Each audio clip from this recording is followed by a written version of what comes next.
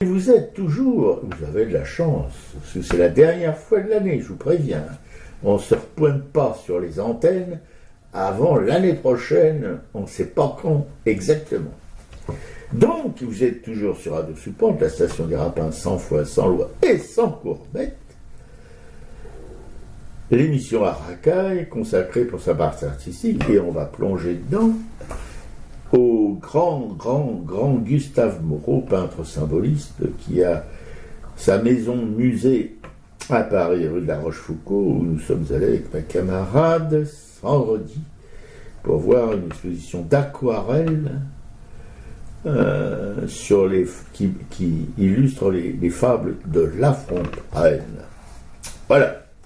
Alors, Gustave Moreau, qui c'est dantesque? Eh bien, comme je viens de vous l'annoncer, c'est un artiste du 19e siècle que des critiques débiles ont, si vous voulez, participé à la disparition pendant des décades et des décades, au prétexte que c'était un artiste pompier. C'est-à-dire que tous les artistes du 19e siècle, pratiquement tous, sauf les impressionnistes, etc., leurs prédécesseurs, depuis les naturalistes, en passant encore avant, voilà, je parle de Meissonnier, etc., étaient des pompiers. Voilà. C'est-à-dire, on ne sait pas très bien d'où ça vient, c'est encore un humoriste qui les avait qualifiés comme ça. Et donc, ils ont disparu, pour la plupart, comme Gustave Moreau, ils ont disparu de l'histoire de l'art pendant presque un siècle. Voilà. Ce sont les surréalistes qui l'ont redécouvert avec Breton. Alors Gustave Moreau est peintre, symboliste, c'est-à-dire peinture à l'huile, etc. Il a même fait des modelages de sculptures magnifiques qu'on peut voir dans sa maison atelier. Et puis il était un grand dessinateur, il y a des milliers de dessins dans cette maison atelier. Et puis aquarelliste, alors aquarelliste de génie, et qui a donc sollicité par un grand collectionneur, un mec qui s'appelait Roux, R-O-U-X, ou le Roux. Roux. Ouais, non, Anthony pas Roux. Anthony Roux, il a été sollicité pour illustrer 64 gravures des fables de La Fontaine en aquarelle. Donc, et on a vu quelques-unes, parce que ma camarade va vous raconter l'histoire de ces aquarelles, ce qu'il en reste, etc. Voilà, et c'est ça qu'on a pu regarder vendredi au musée Gustave Moreau, un musée qu'on connaît depuis belle burette avec ma camarade, on est toujours très heureux d'y aller. Et pour cette fois aussi, on a été très heureux d'aller retrouver ces Cimaises, ce lieu magnifique qui sent bon le 19e siècle. Ouais, c'est sa maison atelier, c'est un lieu qu'il a fait construire justement pour que ses œuvres soient réservées à la postérité. Et donc il y a des placards partout, il y a tous ses dessins, il y a un petit meuble avec ses aquarelles, et il y a ses très hauts plafonds, il y a un magnifique escalier, enfin c'est un lieu dont on ne se lasse absolument pas, avec en plus au premier étage c'est son salon, sa petite salle à manger, l'endroit où il vivait, le petit salon qui était pour sa compagne, enfin c'est vraiment un très très beau lieu, et c'est très intime, enfin Oui, parce que c'est resté exactement comme, alors ça a été rafraîchi, etc., mais exactement comme ça l'était avant le rafraîchissement, quoi. C'est vraiment, il n'y a rien qui a été modernisé, changé, déplacé, etc. C'est vraiment comme ça là que vivait Gustave Moreau. Voilà. Et ce qu'on aime bien rappeler aussi, c'est quels ont été les élèves de Gustave Moreau, parce que c'était un professeur extraordinaire qui en fait a eu comme élève donc Matisse, Rouault, Camoin, Mangin, et en fait quand on voit Marquet, oui, et puis Desvallières. J'ai même vu qu'il a donné des cours particuliers à Méliès, à Georges Méliès, qui refusait d'intégrer l'usine de chaussures et qui préférait les beaux-arts. Et en fait, justement, quand on voit lui, sa facture symboliste, son travail, et qu'il a pu transmettre autant de liberté à ses élèves, on peut que se dire que c'était un professeur extraordinaire, quoi. Et dont deux, Rouault et Matisse, sont restés des amis toute leur vie. Mais des amis très proches. Et c'était peut-être ses deux élèves préférés, quoi, voilà, mais qui sont à des années-lumière de ce que leur maître faisait comme boulot.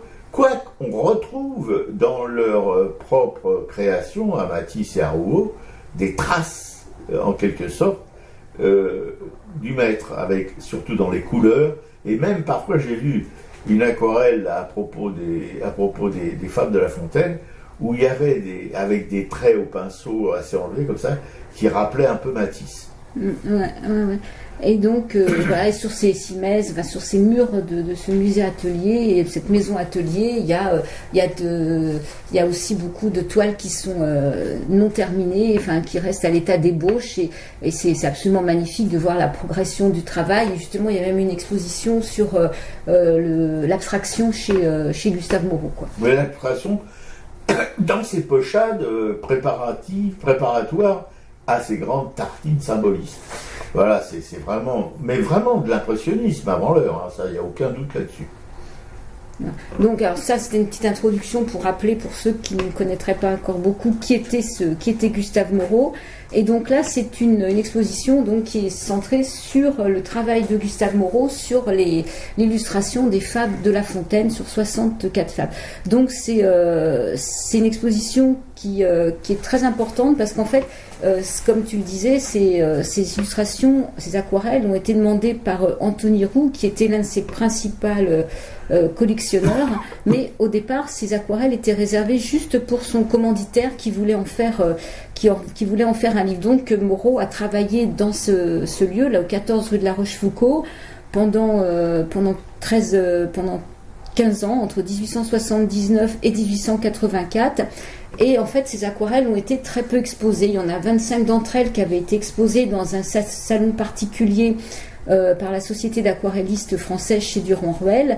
Après, il y en a une qui était... À quelle époque déjà en 1881. Après, ça a été exposé à la galerie Bousseau-Valadon, qui était l'ancienne maison Goupil, en 1886. Et en fait, la dernière fois en 1906. Donc en fait, c'est des petits chefs-d'œuvre qui sont revenus là, qui ont été présentés, donc qui sont présentés au public. À la mort d'Anthony Roux en 1913, en fait, 63 aquarelles sur les 64 ont été acquises par Myriam Alexandrine de Goldschmidt-Rothschild. Elle en a offert une au musée, c'est le Pan se plaignant à Junon, et les 34 aujourd'hui, voilà, il y a donc 34 aquarelles, et il y en a une partie qui a été spoliée pendant la guerre. Donc elle a disparu. Donc dans cette exposition, effectivement, on a 34 aquarelles, et sur celles qui ont été spoliées, le musée garde beaucoup de choses, beaucoup de préparation, d'œuvres préparatoires. Donc c'est ce qu'ils ont présenté, des plumes, des gouaches, enfin des encres, des crayons, voilà. Donc c'est quand même une très belle exposition. Très complète en tout cas. Alors on connaissait La Fontaine, c'est pas nouveau, hein, les fables de La Fontaine avaient déjà été illustrées par Jean-Jacques Granville, par Gustave Moreau, et Benjamin Rabier. Par Benjamin Rabier, et peu de... C'est plus tard, quoi. C'est au 20e, je pense. Les illustrations par Gustave Moreau sont très très peu connues. En fait, je pense qu'il y a juste une poignée de connaisseurs qui étaient au courant de ce travail.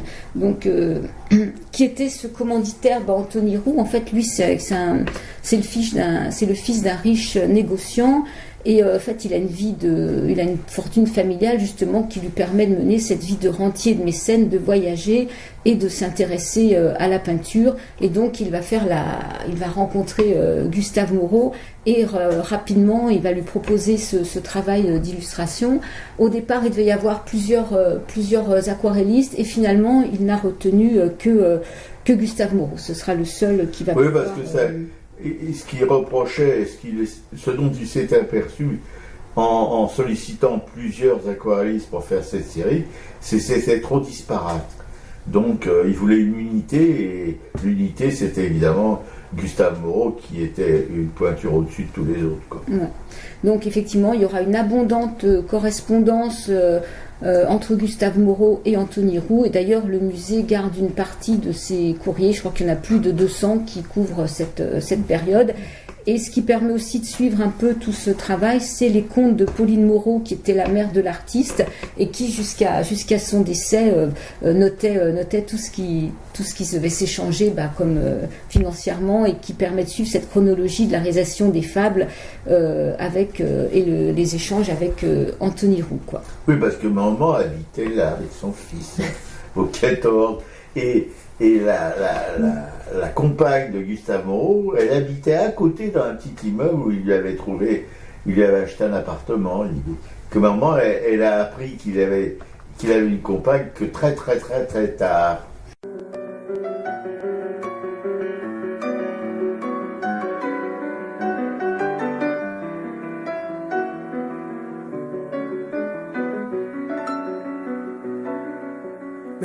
Monsieur de La Fontaine, je vous aborde sans mitaine, mais en me voilant quelque peu, on se protège comme on peut. Monsieur de La Fontaine, si je vous semble un peu lointaine, ça vient d'une crainte que j'ai, que vous me preniez pour un jet. Si j'ai ramassé votre plume, une fois n'étant pas coutume, j'ai mis la mienne à ses côtés. Mais n'en soyez pas rebutés, je n'ai qu'effleuré vos volumes. On pourrait dire que nous fûmes deux compagnons en fablerie du côté de Château-Thierry.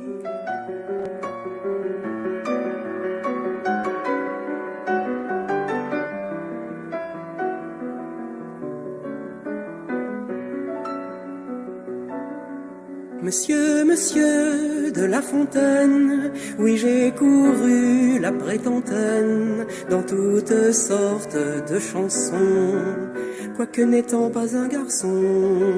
Monsieur de La Fontaine, on ne met plus en quarantaine l'esprit des filles, vous verrez que vous en redemanderez.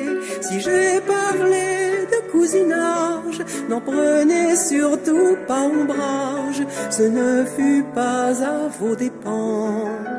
Vous n'êtes certes pas un pan, vous avez un plus beau ramage, et s'il faut parler de plumage, n'imitons pas Maître Corbeau, on nous traiterait de cabots.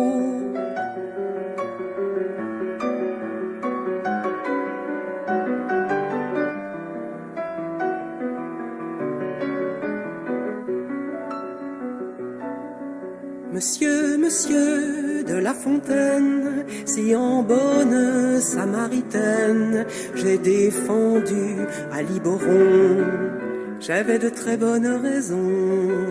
Monsieur de La Fontaine, en tout cas je suis bien certaine que je ne vous ai pas trahi, et j'en ferai la preuve ici. Monsieur de La Fontaine, en tout cas, je suis bien certaine que je ne vous ai pas trahi, et j'en ferai la preuve ici.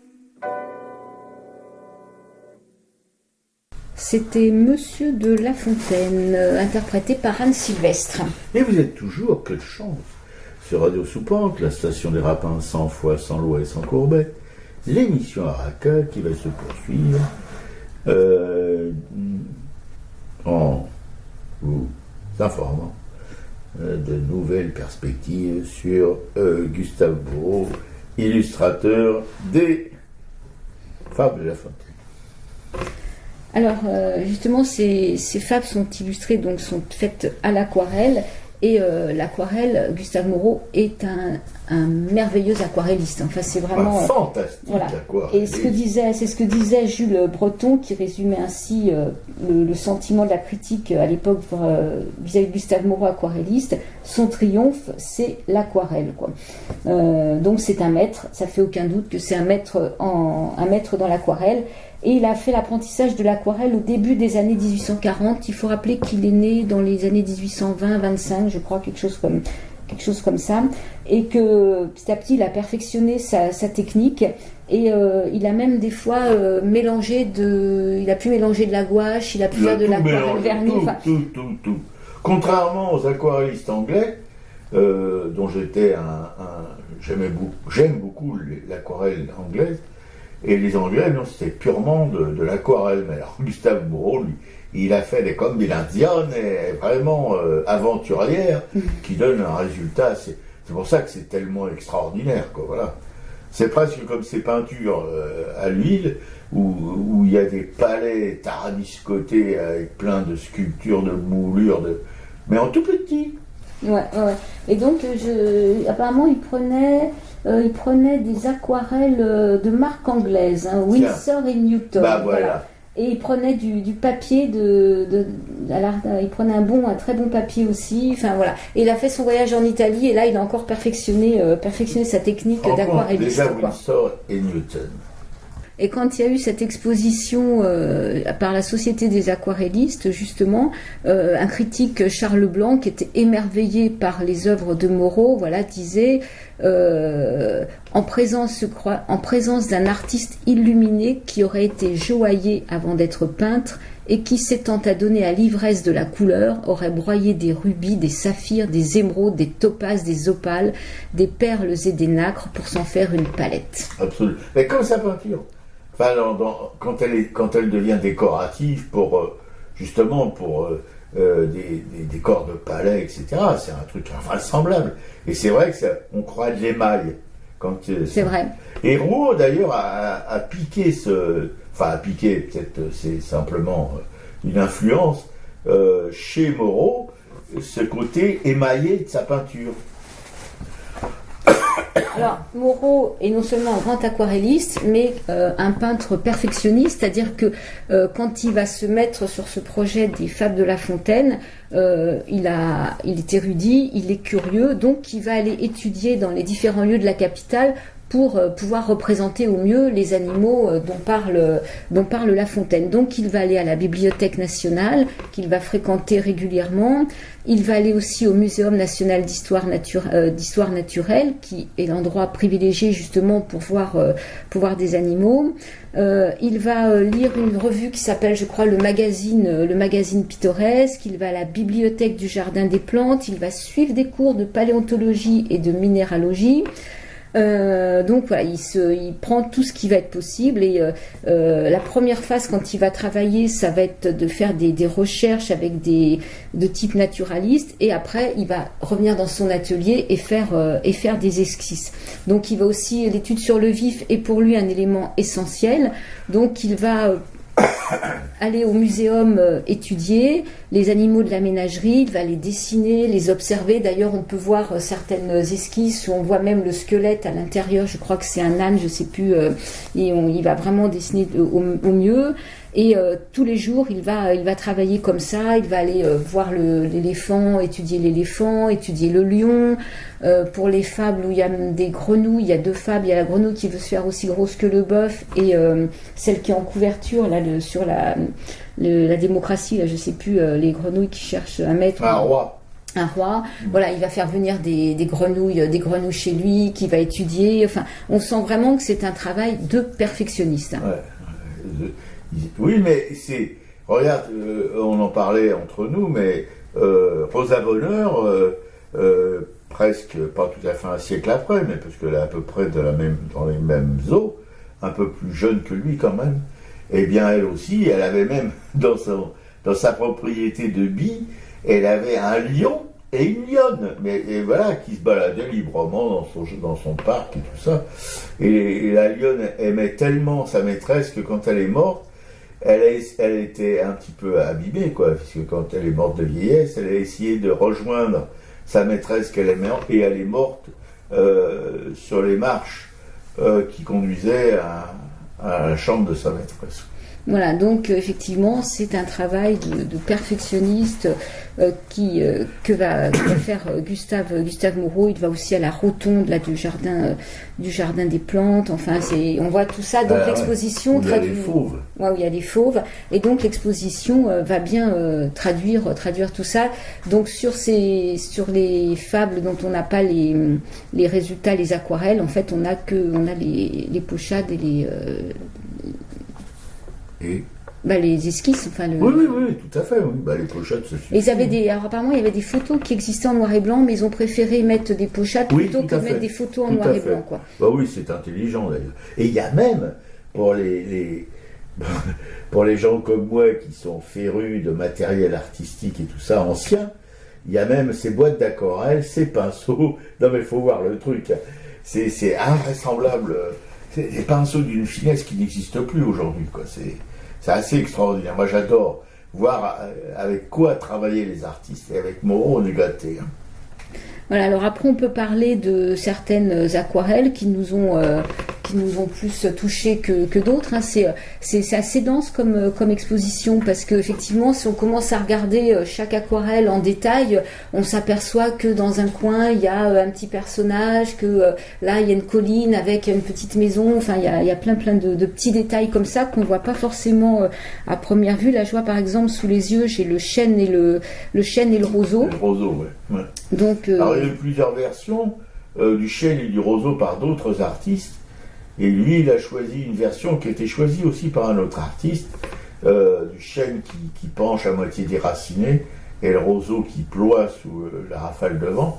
Mais vraiment, c'est presque des études, comme on sait, des études, je ne sais pas comment on appelait ça déjà. Ouais, des études documentaires, voilà, c'est ça. Ouais, c'est tout à fait ça. Hein, et c'est une fidélité si vous voulez, à la vraie nature, qu'on pourrait dire, des arbres, des plantes, etc. Il invente rien, il copie fidèlement, il interprète fidèlement ce qu'il voit, quoi, voilà, ce qu'il connaît, ce qu'il sait. Parce que il n'y a rien de gratuit chez Moreau, tout est préparé à l'avance. Ouais, et justement, c'est sur cette aquarelle. Donc oui, il y a des illustrateurs qui ont plutôt choisi de représenter une façon anthropomorphique des personnages. Et là, on est vraiment dans une vision naturaliste, nature. Mais on voit ce chêne là qui occupe toute la partie un peu transversale de l'aquarelle, avec le roseau en bas à gauche. Et juste à côté du roseau, il y a un petit personnage qui est dissimulé un peu, qui est en bas. Je sais pas si c'est un pêcheur, un petit garçon. Et on voit dans un coin, c'est pareil, une calèche qui est en train de se renverser, qui est poussée par le vent et qui arrive sur ce chêne, justement, une partie blanche qui est cette force de cette lumière, cette force de vent, justement, qui va déraciner le chêne, quoi. Et un extrait de la fable, c'est du bout de l'horizon accourt avec furie le plus terrible des enfants que le nord portait jusque-là dans ses flancs. L'arbre tient bon, le roseau plie, le vent redouble ses efforts et fait si bien qu'il déracine celui de qui la tête au ciel était voisine et dont les pieds touchaient à l'empire des morts. Et Anthony Roux, justement, trouvera cette aquarelle, pour lui, c'est vraiment une merveille, quoi. Oui, parce que tu parlais de correspondance entre les deux, et c'est hallucinant, parce que chaque fois que Moreau lui envoyait des projets ou des aquarelles finies, c'était une avalanche de lettres, de machins, d'échanges. Ça n'existe plus aujourd'hui, même avec l'aide des ordinateurs qui permettent quand même d'écrire plus vite, etc., qu'une plume doit. Eh ben, c'est vraiment des trésors d'archives historiques qui permettront encore longtemps, si vous voulez, de comprendre vraiment ce qui motivait cet artiste et ce qui motivait aussi ce mécène. Ouais. Et alors moi, ce que j'aime beaucoup, c'est cette affiche là, justement, les grenouilles qui demandent un roi, c'est de 1884, et j'avoue que là, les grenouilles m'ont complètement subjugué. Il y a quelque chose, je ne sais pas pourquoi, qui est absolument magnifique. Ouais, c'est presque l'anthropomorphie, quoi. Elles sont là, On a l'impression qu'on leur prête des sentiments, on leur prête quelque chose qui n'est pas du tout grenouillesque, mais plutôt humain, quoi. Voilà, puis au-dessus, il y a cette cigogne ou cette grue immense avec justement une grenouille qui dépasse du bec. Et voilà ce que Anthony Roux écrit dans une lettre qu'il adresse à Gustave Moreau. « Cher monsieur et ami, je sors de chez l'empailleur, vrai marchand de loups. Il m'a promis que vous recevriez tous ces animaux demain matin. Ils seront vos hôtes, les heureux, pour 8 jours, à renouveler pour autres 8 jours si cela vous est nécessaire.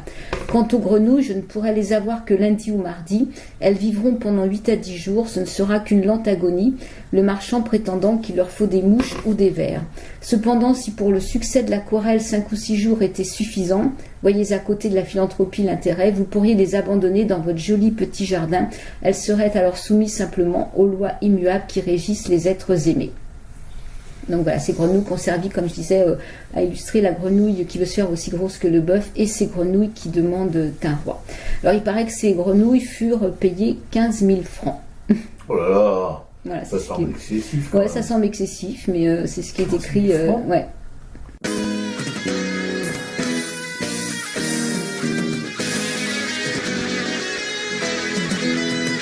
La cigale, reine du hit parade, gazouilla durant tout l'été. Mais un jour ce fut la pâte, je n'avais plus rien quand se pointe en hiver. Elle n'avait pas même un sandwich, faire la manche dans le courant d'air, la peau se galimuche. Aglagli, si t'es riche t'as des amis. Aglagli, c'est la cigale et la fourmi. La fourmi qui était sa voisine avait de tout, même du caviar. Malheureusement cette radine lui offrit même pas un carambard. Je vous paierai, dit la cigale, j'ai du blé sur un compte en Suisse. Puis aurait pour balle, tout en grippant une saucisse. Aglagli, si tu chantes tes amis. Aglagli, c'est la cigale et la fourmi. Que faisiez-vous l'été dernier? Je chantais sans pèse, vous chantiez gratos, pauvre nièce. À présent vous pouvez guincher, si tu veux vivre de chansons, avec moins de bas que de haut. N'oublie jamais cette leçon, il vaut mieux être impresario.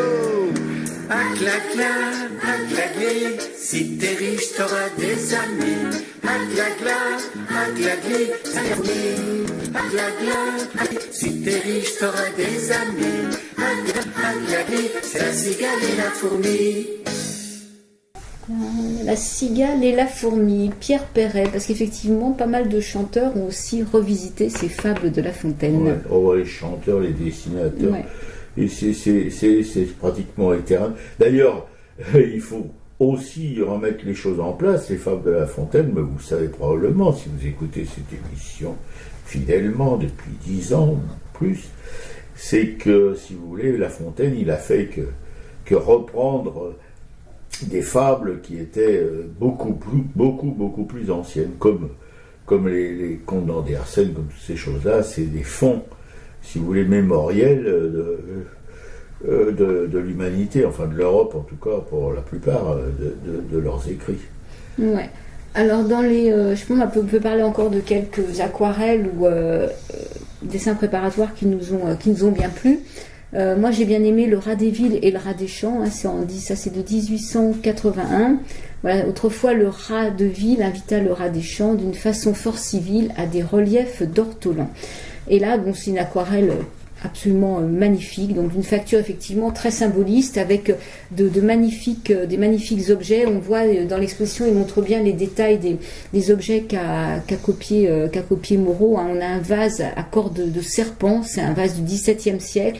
Il y a un vase à jambes en cordes de serpent aussi. Il y a une gourde de pèlerin vénitienne en verre bleu soufflé et doré avec des émaux peints, une monture de cuivre doré. Enfin voilà, ces objets sont absolument magnifiques. Et là, on voit bien donc cette table très bourgeoise de siège avec tous ces vases. Tout ce qu'il y a chez lui d'ailleurs. Voilà, tous ces vases qui sont sur la table, les bouteilles en premier plan, et puis les deux rats qui sont sur cette table, quoi. Et après, effectivement, pour dire, moi, ça m'a complètement bouleversé cette exposition.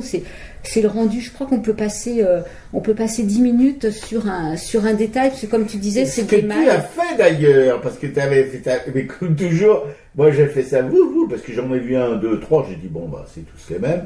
Pratiquement c'est la même technique en tout cas. Donc je suis passé assez vite, mais de Piquet-Coup, bon non. Ouais, parce qu'en fait c'est il y a quelque chose d'envoûtant dans ces rendus d'aquarelle. Effectivement, c'est comment on arrive à passer d'une couleur à l'autre, comment avec 2 traits de pinceau on arrive à montrer un objet, un petit personnage. Ouais, j'étais complètement sous le choc, quoi. Non, c'est vrai que c'est magique, mais on se rendait compte que tu étais sous le choc. Hein. Ouais. Et donc il y a plusieurs autres. Il y en a une qui m'a beaucoup plu aussi, c'est le Savetier et le Financier. Là, c'est 1882. Alors il faut savoir qu'à chaque fois dans l'exposition, on explique un petit peu comment il y avait déjà eu des représentations, quels ont été aussi les choix de Moreau, parce qu'effectivement, chaque illustrateur a vraiment a eu des partis pris spécifiques pour illustrer. Oui, c'est bien une suite, si vous voulez, d'artistes qui ont travaillé. Il avait cette documentation aussi, Moreau. Hein. Il travaillait pas complètement au hasard à la prime. Il avait cette documentation de tous ses prédécesseurs qui l'aidaient à préciser sa pensée et son dessin. Voilà. Alors, justement, là, dans le Savetier et le Financier, donc il y avait Granville et Doré qui l'avaient illustré. Donc Granville, lui, avait une vision plus misérabiliste du Savetier. Ils disent que c'était proche des Misérables de Victor Hugo. Gustave Doré, lui, avait fait la scène dans un intérieur bourgeois avec l'aisance du Financier qui se mesurait à l'aube de son embonpoint. Et Moreau, lui, en fait, va créer ses personnages. On est dans la rue, donc on a un bâtiment, une maison bourgeoise avec une fenêtre à travers laquelle on aperçoit le Financier, mais il n'y a pas d'embonpoint. On le voit simplement chez lui dans sa maison bourgeoise. Et en bas de la rue, il y a le Savetier qui est là et qui chantonne, qui a l'air très bien. Il y a un chien qui fait pipi à côté. Et on sent qu'il y a 2 mondes qui sont complètement différents, mais voilà, on est dans la rue sans exagération sur les deux personnages, quoi. Oui, des rues qui à cette époque-là existaient encore à Paris, des rues où les bourgeois et les petits artisans pouvaient vivre quasiment côte à côte, quoi. Le petit artisan au pied de l'immeuble cossu bourgeois, et puis le financier à l'étage royal de l'immeuble, celui qui a un grand balcon qui fait toute la façade. Et là, c'est pareil, il faut aller vraiment rester un moment pour découvrir les détails. Par exemple, dans le Savetier, là, dans son petit boubou, là, il y a une cage, sa petite échoppe, il y a une cage avec un oiseau que moi, j'avais pas forcément vu au départ. Le chien qui fait pipi, c'est pareil, on ne voit pas forcément. Enfin, il faut vraiment prendre un temps pour s'imprégner de la scène, quoi. Et c'est un savetier chantait du matin jusqu'au soir, c'était merveille de le voir, merveille de l'ouïr, il faisait des passages plus content qu'aucun des 7 sages. Son voisin au contraire, étant tout cousu d'or, chantait peu, dormait moins encore, c'était un homme de finance. Oui, c'est petit cordonnier qui est bête, qu'est-ce que t'as donc dans la tête? Voilà, je sais pas si toi tu veux parler un peu d'autres aquarelles que tu as sous les yeux.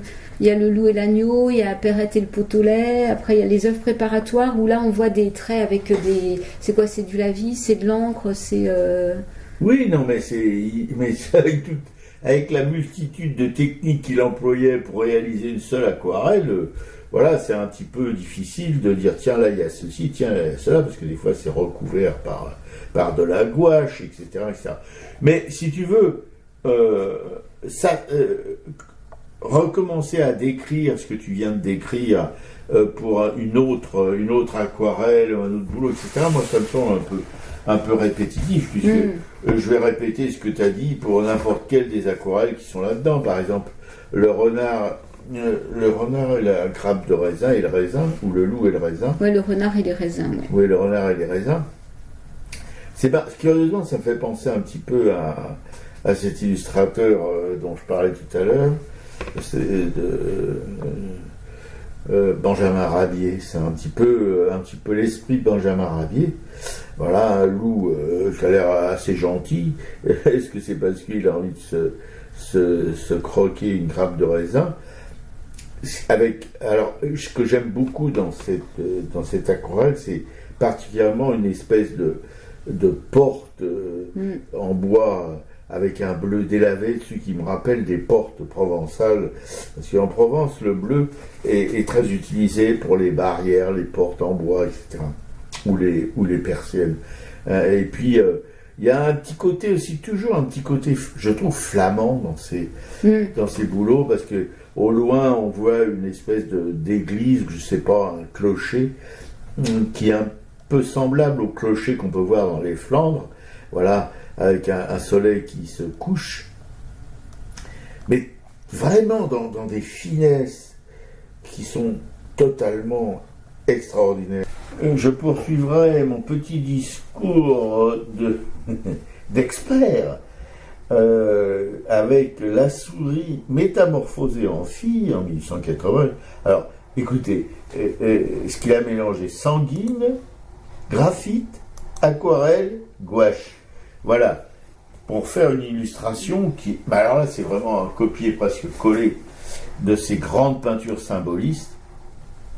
On voit cette jeune femme magnifique, mais toujours à la manière de Moreau, c'est-à-dire très idéalisée, etc., avec un chat qui dort, et puis deux personnages qui sont, enfin, que Moreau n'a pas mis là par hasard, mais que même mon inculture dans les textes antiques, etc., m'empêche de vous citer d'une manière assez exacte, ou trop exacte, ou pas, enfin, bref. Mais j'ai choisi cet exemple parce que ça se passe évidemment dans un palais. J'ai évidemment pourquoi, parce que bon, en général, Moreau, il travaille pas sur les misères du peuple, hein, mais tout se passe souvent dans des palais somptueux, surtout avec des décors orientaux, etc., où il y a du rubis, il y a plein de pierres précieuses, etc. Dans les personnages, là, il y a un personnage à genoux qui brandit une espèce de comment on appelle ça, qu'ont les rois, là, tu sais. Un sceptre. Un sceptre, oui, voilà. Mais tout ça, c'est avec une précision dans les détails, mais c'est aquarellé. Alors, c'est précis, mais quand même pas complètement minutieux, puisque il laisse un peu aller sa main, et ça fait que les choses sont un peu plus enlevées que dans ses peintures à l'huile, qui sont alors là d'une extrême précision, mais il y a ce foisonnement quand même qui devait demander un certain temps avant d'être abouti. Voilà, c'est ce qu'on peut dire, parce que bon, et ça on le voit souvent quand il parle de fables, quand il aquarellise des fables de La Fontaine, où des personnages sont les sujets. Voilà. Quand c'est avec les animaux, c'est en général beaucoup plus simple, sauf là. Quoique il n'y a plus la souris, maintenant c'est une jeune fille qui était une souris qui est devenue une jeune fille, voilà. Mais il y en a un autre ici, c'est attendez que je vous dise ça, hein. Les songes d'un habitant du Mogol. Voilà, bon, déjà il faut déjà savoir ce que c'est qu'un Mogol. Alors sanguine, graphite, aquarelle, gouache, toujours la même chose que là aussi, c'est dans un palais somptueux, etc. Bon, avec une baie ouverte sur un paysage. Alors là, c'est plus normal, c'est un paysage, comment dirais-je, avec des bâtiments un peu orientaux, etc. Et ça, mais là aussi, c'est un foisonnement de détails, etc. Alors que si je regarde ce dont je vous parlais tout à l'heure, le renard et la grappe de raisin, ben là, c'est tout simple, il n'y a pas de fioriture. Voilà, c'est une fable comme on l'est. Ouais. Quoique là, j'ai un truc, c'est le singe et le dauphin. Bon, c'est plus dans la manière symboliste, avec ce singe qui est sur une espèce de dauphin, mais très imaginaire. Et là aussi, il y a une richesse dans le décor du dauphin, etc., qui est un peu comme sa peinture symboliste, mais là c'est avec un ciel magnifique. Là il a utilisé aussi de l'encre, là il utilise du graphite, de la plume et encre brune, de l'aquarelle et de la gouache. Voilà, mais c'est aussi, enfin bon. Et là je retrouve un peu comment dirais-je, un petit peu du Rouault dans ce travail. Voilà. Ouais.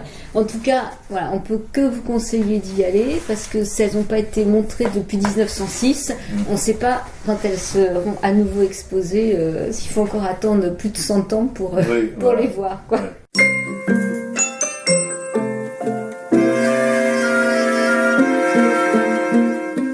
Autrefois le rat de ville invita le rat des champs d'une façon fort civile à des reliefs d'ortolan. Sur un tapis de Turquie, le couvert se trouve ami.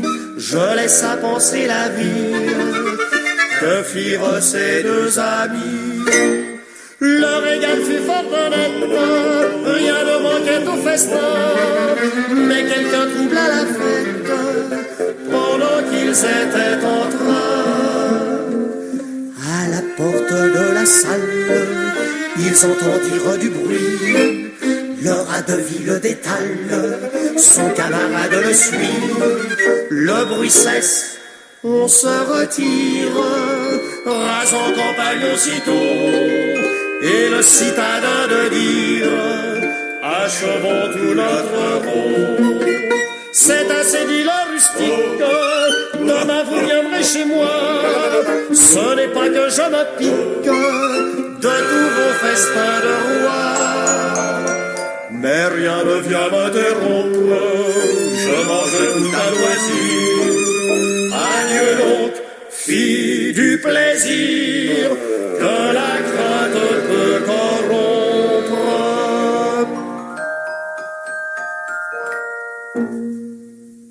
Le rat des villes, le rat des champs, interprété par les frères Jacques qui ont revisité tout un répertoire des fables de La Fontaine.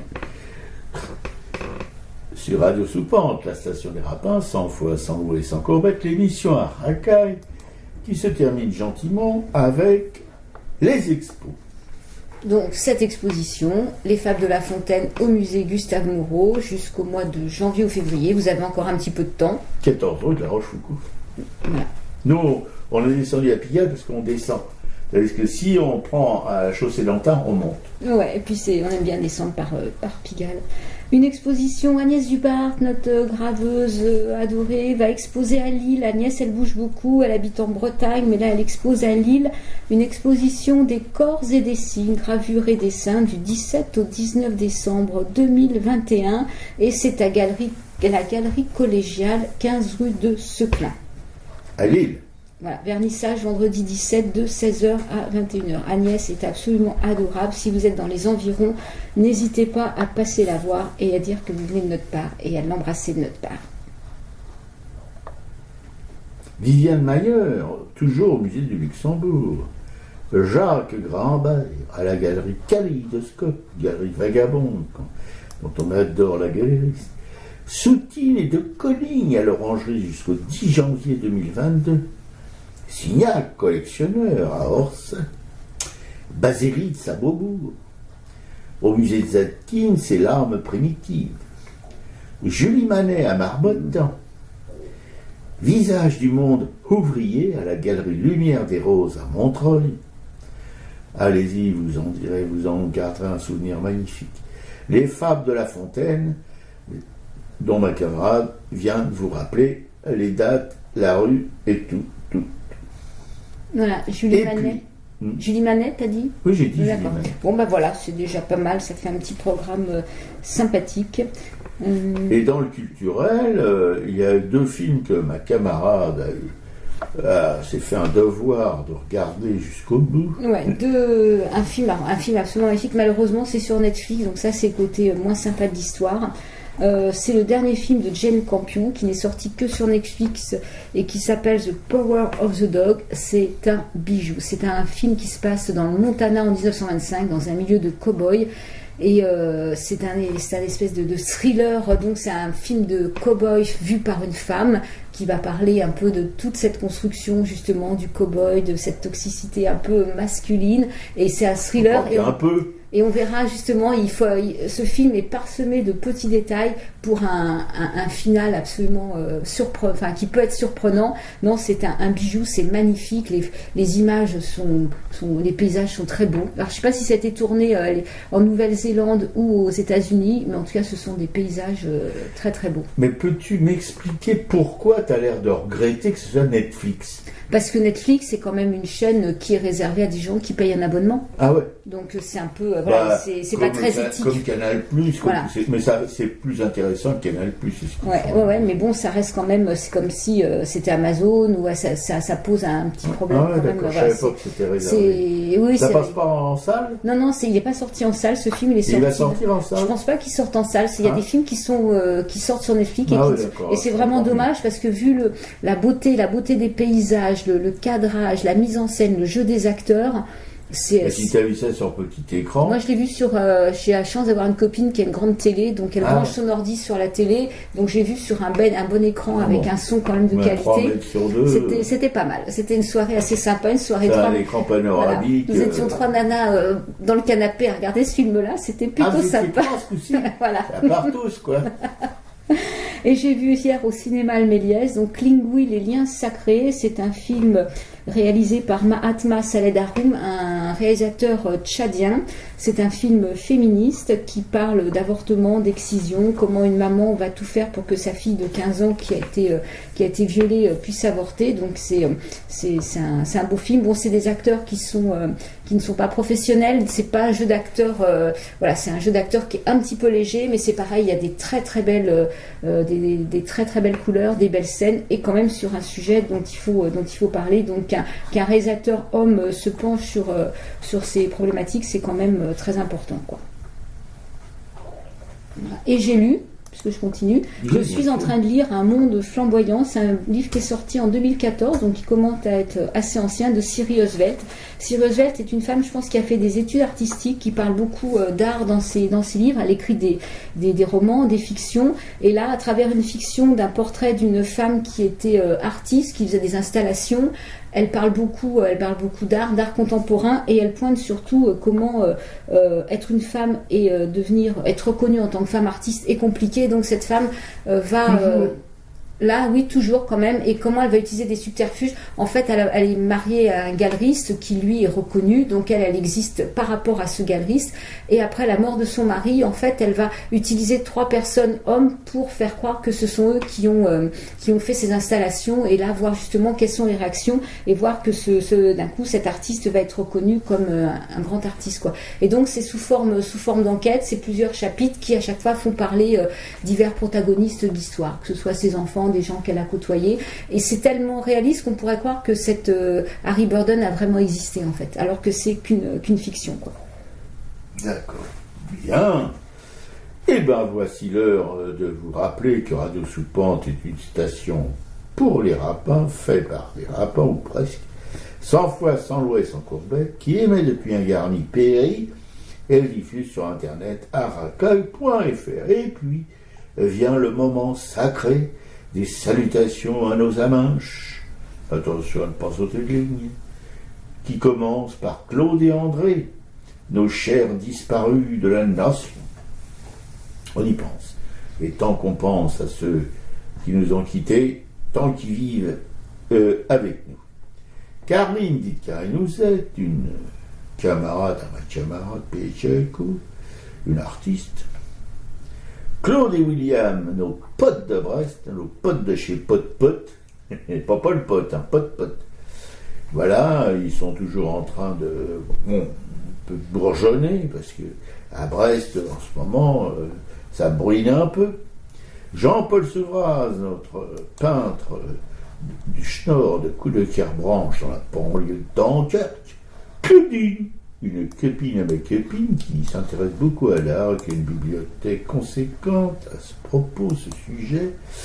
Voilà. Corinne,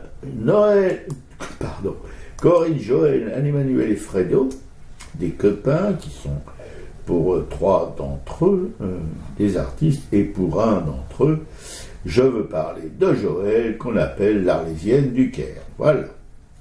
Et d'ailleurs, Anne-Emmanuel, Anne-Emmanuel et Corinne, Sabine, et le garçon, comment il s'appelait ? Yann. Et la sœur d'Anne-Emmanuel, qui est une artiste, on fait la bamboula avec ma camarade Piquécou ce samedi soir avec des bons litrons de vin blanc. Bref, on passe sur ces turpitudes. Où en étais, j'en suis-je donc ? Juliette Planck, notre camarade graveuse en relégation à Rochefort-sur-Mer, qu'on aime, qu'on adore et qu'on embrasse. C'est une graveuse, mais alors une bonne, une très très bonne. Moi j'ai une petite gravure à elle que j'avais achetée jadis dans une petite galerie du côté de Saint-Paul et qui est toujours devant mes yeux quand je suis à ma table d'ordinateur. Ouais, puis on est trop content de l'avoir vu, notre Juju, il y a plus d'une semaine. Là. Ouais. Oui, c'est sûr. Marie-Christine Béguet, une autre graveuse, mais elle est plus méridionale, elle est dans les Cévennes, après avoir été dans le Gard. Voilà, aussi une graveuse émérite, on espère qu'elle trouvera bientôt à se poser. Clément, dont ma camarade Piqueco m'a donné les nouvelles, il paraît qu'il a l'air fatigué, amaigri, mais toujours aussi volubile. Ouais, je vais aller le voir mercredi, il m'en racontera plus. Là, elle l'a rencontré à un marché de Noël à Montreuil. Agnès Dubart, on vient de vous en parler, une graveuse qui tient la route, c'est le moins qu'on puisse dire, qui a un peu vagabondé dans l'Hexagone, mais qui va peut-être un jour revenir à Lille, d'où elle est partie. Parce qu'il n'y a pas de T à où.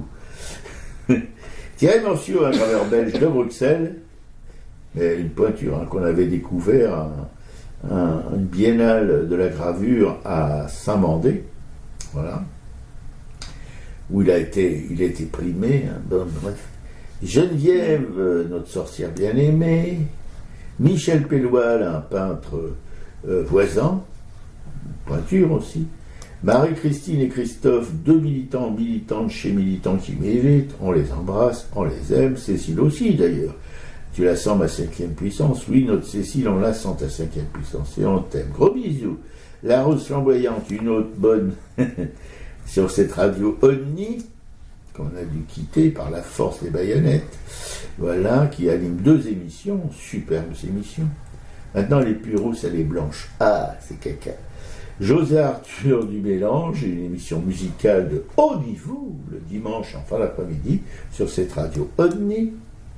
Anne-Isabelle Roubaille, une peintre de Bourg-en-Marlotte, dont nous avons découvert l'œuvre chez Florence Quenu dans sa librairie L'Empreinte, aussi à Bourg-en-Marlotte. Une magnifique librairie, une magnifique libraire qui fait des expos d'artistes locaux.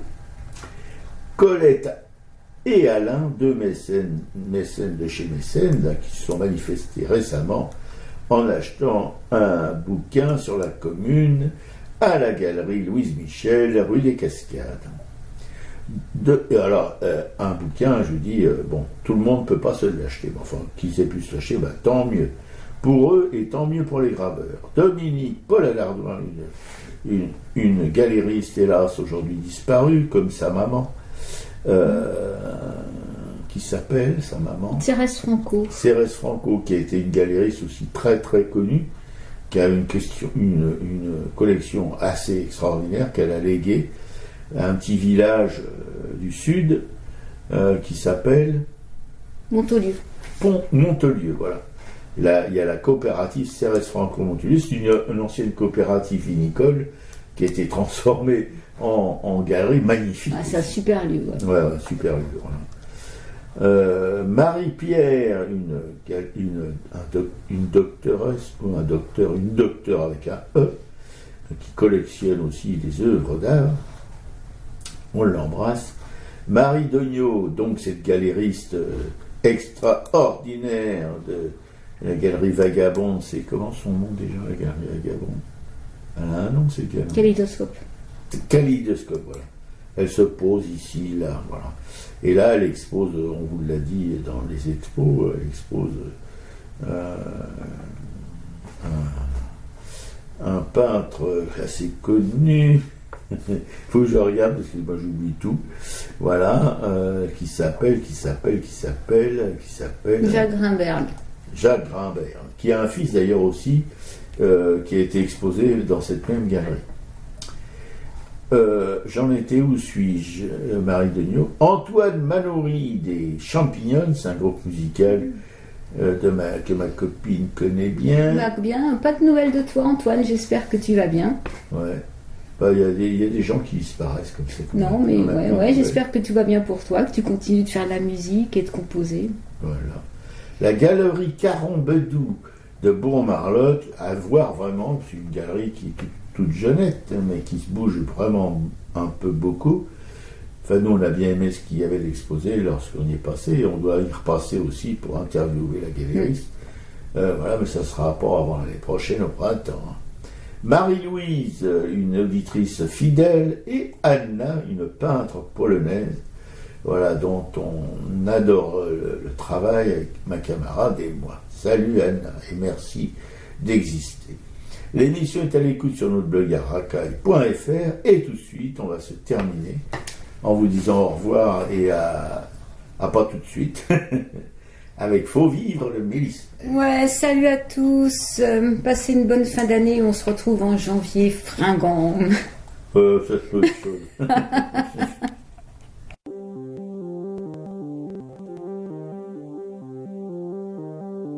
Malgré l'écran cieux du néant, c'est pour mieux nous manger enfants, et les silences et les boucans, faut vivre.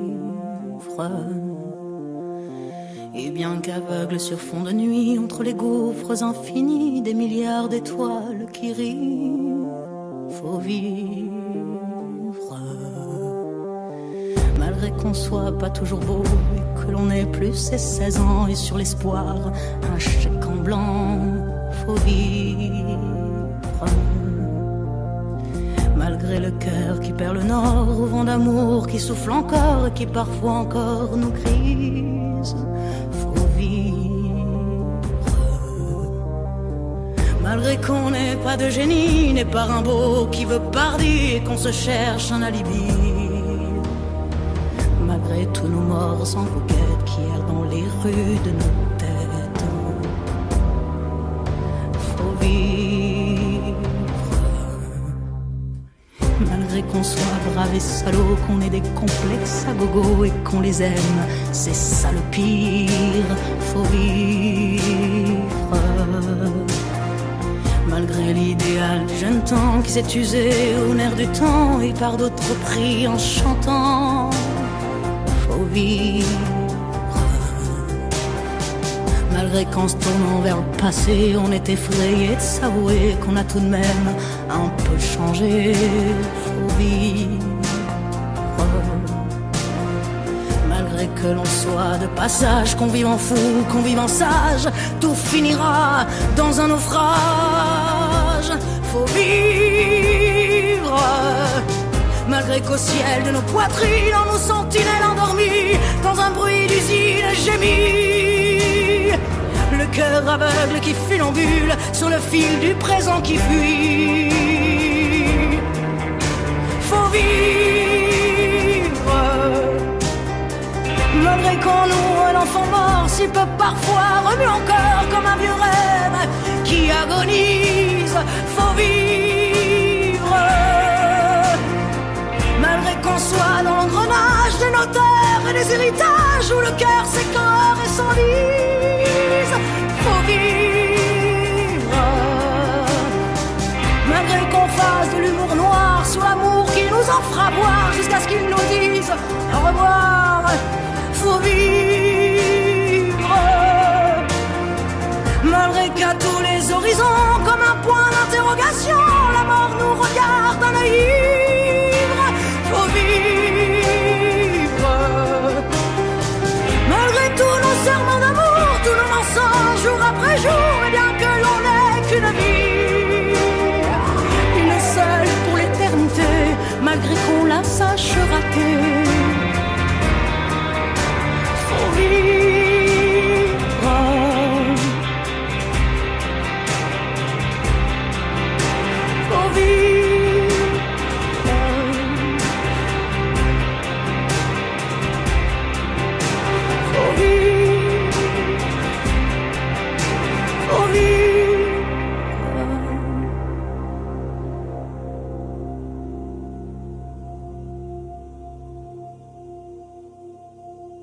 faut vivre.